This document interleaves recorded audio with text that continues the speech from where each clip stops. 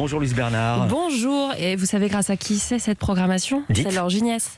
C'est son anniversaire aujourd'hui. Ah, bon anniversaire Laure Ginès. On embrasse Laurette. Bonjour Antoine Janton. Salut Philippe, bonjour à tous. C'est pas votre anniv au sommaire de votre journal des médias. Un nouveau concours de chansons sur France 2 avec Nagui, une fiction glaçante sur M6 et puis un avertissement adressé à CNews par le CSA. Mais d'abord, les audiences avec vous Louise, qu'ont regardé les Français et Laure Ginès hier soir. Une phrase que je vais souvent prononcer, c'est le foot qui était premier. Pays-Bas-Ukraine, 3 610 000 téléspectateurs devant M6, 18,2% de part d'audience. C'est un bon score, meilleur que samedi pour M6. Deuxième, France 2 avec le film La Cage Dorée, une rediffusion, 3 millions de téléspectateurs tout de même. C'est mieux que la précédente rediffusion, 15% de part d'audience. Et puis troisième place du podium pour TF1, le film Bridget Jones Baby, 2 830 000 téléspectateurs, 15,1% de part d'audience. Là aussi, un film en rediffusion. Tout est dans le baby. Et les audiences de ce week-end, on commence par samedi soir. Alors il n'y a pas eu de gros scores. France 3 est en tête avec une rediffusion, là aussi, de Meurtre à Tahiti, 3 600 000 téléspectateurs. Juste derrière, c'est le match de foot Belgique-Russie sur M6 qui a été suivi par 3 300 000 téléspectateurs. Et puis dernière chaîne du top 3, TF1, avec un nouveau numéro de Duo Mystère, 2 200 000 téléspectateurs.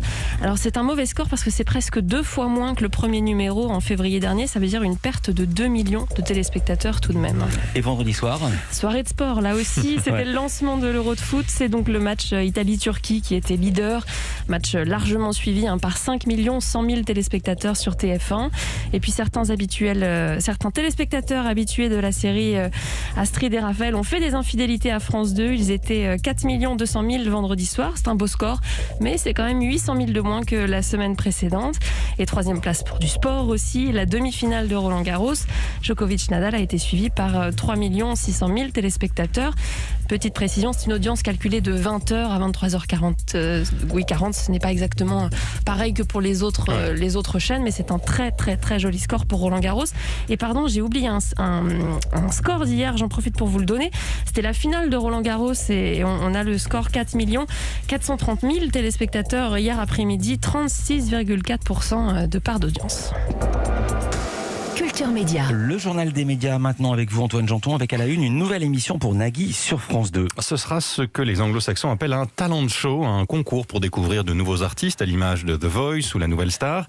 Ce nouveau concours sera intitulé The Artist et il aura une particularité par rapport aux émissions que je viens de citer, une particularité que Nagui a dévoilée ce week-end dans une vidéo sur son compte Instagram. L'originalité, c'est même une première mondiale, ce ne seront que des auteurs, compositeurs et interprètes.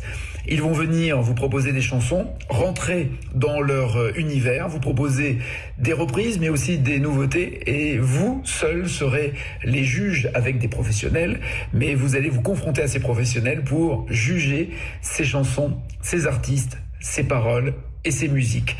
Vous donc le public qui choisira avec 3 jurés. Chaque émission sera en direct et en première partie de soirée. Pas de date de diffusion encore. Les castings n'ont pas débuté. Des castings pour lesquels vous pourrez vous inscrire si vous êtes auteur, compositeur, interprète. Donc une plateforme va bientôt être mise en ligne. Autre projet, autre casting, celui d'un téléfilm de France 2. L'appel de la cigogne, c'est le titre. Et l'une des actrices annoncées ne sera finalement pas retenue. Véronique Geneste, elle a été écartée de cette fiction dont le sujet central est la GPA, la gestation pour autrui. Or, l'actrice avait publié un message hostile à cette pratique médicale, interdite en France, ce message qui est aujourd'hui effacé. Elle l'avait envoyé il y a 3 ans à l'occasion de la sortie du livre de Marc-Olivier Fogiel, père de 2 filles nées par GPA. Titre de l'ouvrage « Qu'est-ce qu'elle a, ma famille ?» Un livre dont est inspiré le scénario du téléfilm dans lequel devait tourner donc Véronique Geneste. La présence annoncée de la comédienne avait immédiatement provoqué le mécontentement de Marc-Olivier Fogiel. Mécontentement, c'est le mot qu'il utilise pour ne pas dire colère. France 2 a donc tranché et elle a annoncé que c'est Guylaine Londaise, actuellement à l'affiche du Discours au cinéma, qui remplacera Véronique Geneste.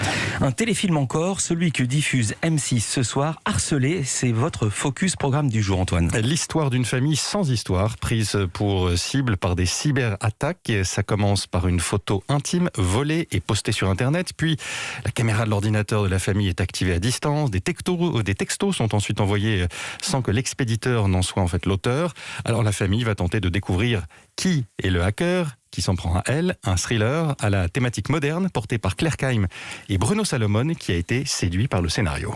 J'étais même surpris à la fin parce que je m'attendais à un autre méchant, on va dire, pour pas spoiler.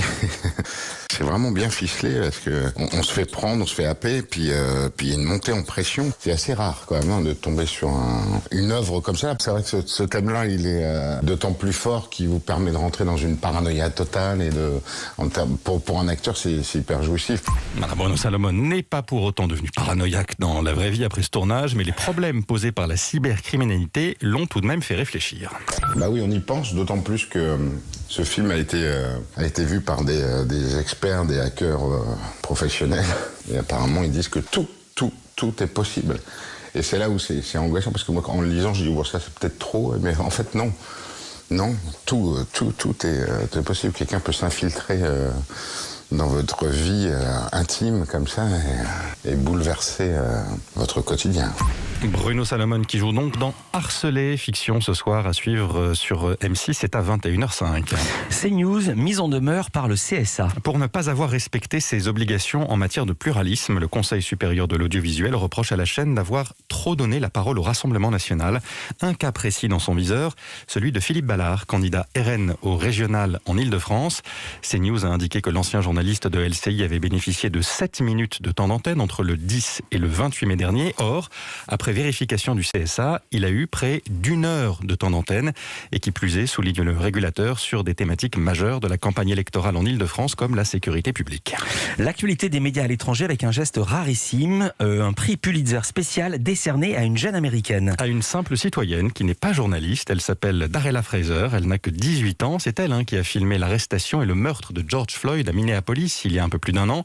Une vidéo qui a fait le tour du monde et dans laquelle on voit cet Afro-Américain étouffé sous le genou d'un policier blanc, Derek Chauvin. Le jury du Pulitzer, l'un des prix les plus prestigieux du journalisme, a souhaité saluer le courage de cette jeune femme, courage d'avoir osé filmer cette scène, une manière aussi, dit-il, de souligner le rôle crucial des citoyens dans la quête de vérité et de justice des journalistes.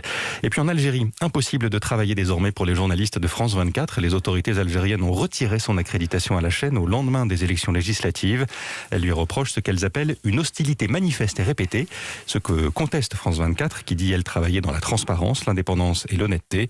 L'Algérie, où les 2 journalistes arrêtés vendredi, dont Khaled Drareni, le correspondant sur place de RSF et de TV5 Monde, ont été relâchés le lendemain samedi. Toutes ces infos, vous pouvez les retrouver avec d'autres évidemment dans la newsletter média d'Europe 1. C'est gratuit, il suffit de s'inscrire sur europe1.fr. Merci beaucoup Antoine Janton, merci beaucoup Louise Bernard.